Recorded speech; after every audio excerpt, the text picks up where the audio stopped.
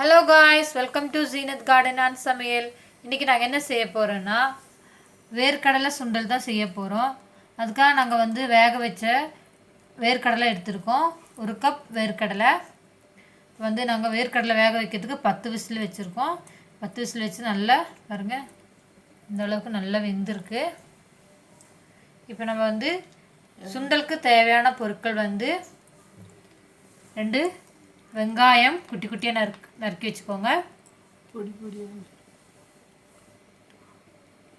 1 cup தேங்காய், 1 தக்காளி, கொத்தமல்லி இலை, இஞ்சி சீவி வச்சுருக்கோம், 2 பச்சை மிளகாய், 1 கேரட்டு. இப்போ வேர்க்கடலை சுண்டல் எப்படி செய்யுதுன்னு வாங்க பார்க்கலாம். இப்போ வேர்க்கடலை சுண்டல் செய்கிறதுக்காக நாங்கள் ஒரு பேன் வச்சுருக்கோம். பேனில் 1 டீஸ்பூன் எண்ணெய் ஊற்றிருக்கோம். இப்போ எண்ணெய் நல்லா சூடாகட்டும். இப்போ எண்ணெய் நல்லா சூடாயிடுச்சு. இப்போ நம்ம கடுகு போட்டுக்கலாம். கடுகு நல்லா வெடித்து வரட்டும். இப்போ கடுகு நல்லா வெடிச்சிருச்சு. இப்போ நம்ம இஞ்சி போட்டுக்கலாம். இஞ்சி கொஞ்சம் நல்லா வதக்க விட்டுக்கோங்க. இப்போ இஞ்சி கூடவே நம்ம கட் பண்ணி வச்சுருக்கிற பச்சை மிளகா போட்டுக்கலாம். பச்சை மிளகா இஞ்சி போட்டு நல்லா கொஞ்சம் விட நல்லா வதங்க விட்டுக்கோங்க. இஞ்சி பச்சை மிளகாலாம் நல்லா வதங்கிடுச்சு. இப்போ நம்ம வெங்காயம் போட்டுக்கலாம். வெங்காயம் லைட்டாக வதங்கினா போதும். ஒரு கண்ணாடி அளவுக்கு வதக்கினா போதும். இப்போ வெங்காயம் ஓரளவுக்கு நல்லா வதங்கிடுச்சு. இப்போ நம்ம வேர்க்கடலை போட்டுக்கலாம். இப்போ நாங்கள் வேர்க்கடலை வேக வைக்கும்போது உப்பு போட்டது தான், அதனால நீங்கள் பார்த்துட்டு உப்பு போடுங்க. தக்காளியெல்லாம் போடுறோம். இப்போ நாங்கள் உப்பு லைட்டாக போடுறோம். இப்போ தக்காளி, கேரட்டு, தேங்காய்லாம் போடுறோம்ல, அதனால லைட்டாக உப்பு போட்டிருக்கோம். நீங்கள் உப்பு போடுற மாதிரி தானே பார்த்துக்கிட்டு போட்டுக்கோங்க. உப்பெல்லாம் போட்டாச்சு. இப்போ நம்ம மேலே கீழேயுமே நல்லா கிளறி விட்டுக்கலாம். இப்போ வேர்க்கடலை போட்டு நம்ம கிளறியாச்சு. இப்போ நம்ம இது கூடவே சிரி வச்சுருக்கிற கேரட்டு போட்டுக்கலாம்.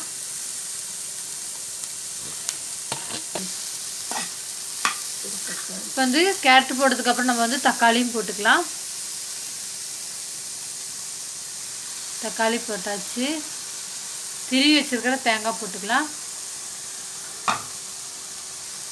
இப்போ கேரட்டு, வெங்காயம், தேங்காய்லாம்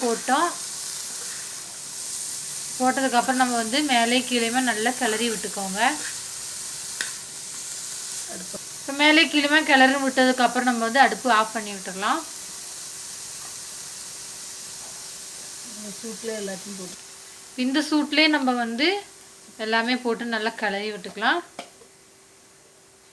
இப்போ நம்ம பிளாக் பெப்பர் 1 டீஸ்பூன் போட்டுக்கலாம்.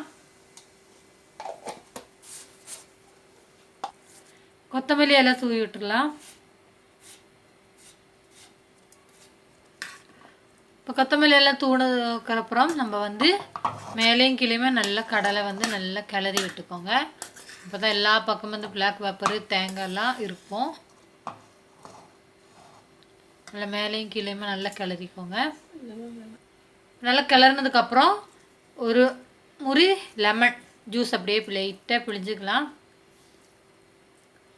சின்ன லெமன் தான், குட்டி லெமனில் பாதி லெமன் நம்ம ஜூஸ் அப்படியே பிழிஞ்சு விட்டுக்கலாம்.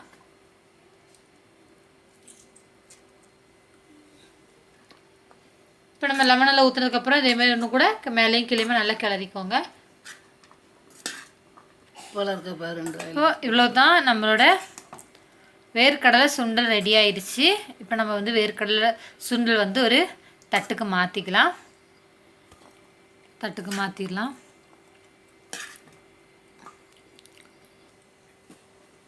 வேர்க்கடலை சுண்டல் ரெடி ஆயிடுச்சு. கண்டிப்பாக நீங்கள் ட்ரை பண்ணி பாருங்கள். நம்ம டேஸ்ட் பண்ணி பார்க்கலாம் எப்படி இருக்குன்னு.